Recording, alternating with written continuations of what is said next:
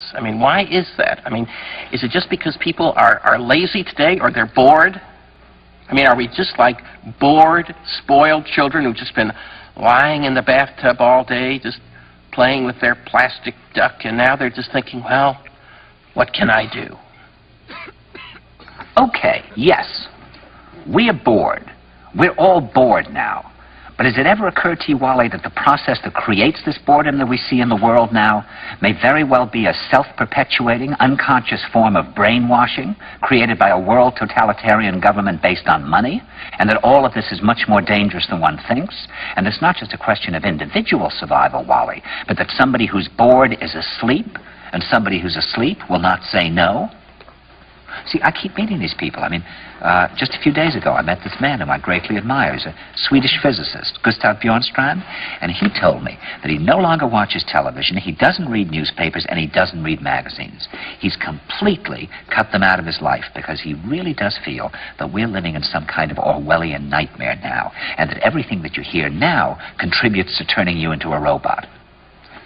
And when I was at Findhorn, I met this extraordinary English tree expert who had devoted his life to saving trees. He just got back from Washington, lobbying to save the redwoods. He's 84 years old. He always travels with a backpack because he never knows where he's going to be tomorrow.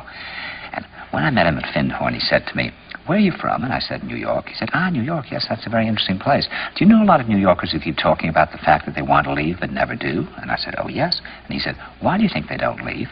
I gave him different banal theories. He said, "Oh, I don't think it's that way at all." He said, "I think that New York is the new model for the new concentration camp, where the camp has been built by the inmates themselves, and the inmates are the guards, and they have this pride in this thing they've built. They've built their own prison, and so they exist in a state of schizophrenia, where they are both guards and prisoners, and as a result, they no longer have, having been lobotomized, the capacity to leave the prison they've made, or to even see it as a prison." And then he went into his pocket and he took out a seed for a tree and he said, "This is a pine tree." He put it in my hand and he said, "Escape before it's too late." See, actually for 2 or 3 years now, Chiquita and I have had this very unpleasant feeling that we really should get out. And we really should feel like Jews in Germany in the late 30s.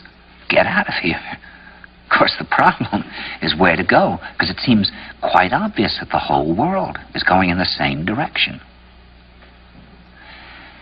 See, I think it's quite possible that the 1960s represented the last burst of the human being before he was extinguished, and that this is the beginning of the rest of the future now, and that from now on there'll simply be all these robots walking around, feeling nothing, thinking nothing, and there'll be nobody left almost to remind them that there once was a species called a human being, with feelings and thoughts, and that history and memory are right now being erased, and soon nobody will really remember that life existed on the planet.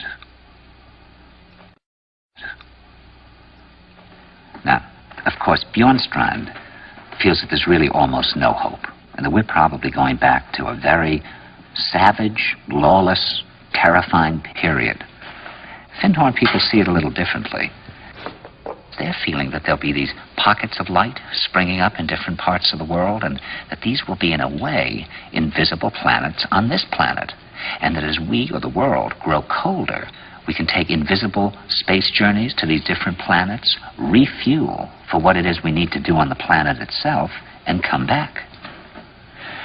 And it's their feeling that there have to be centers now where people can come and reconstruct a new future for the world. And when I was talking to Gustav Bjornstrand, he was saying that actually these centers are growing up everywhere now. And that what they're trying to do, which is what Findhorn was trying to do, and in a way, what I was trying to do. I mean, these things can't be given names, but in a way, these are all attempts at creating a new kind of school or a new kind of monastery. And Bjornstrand talks about the concept of reserves, islands of safety, where history can be remembered and the human being can continue to function in order to maintain the species through a dark age. In other words, we're talking about an underground, which did exist in a different way during the Dark Ages among the mystical orders of the Church.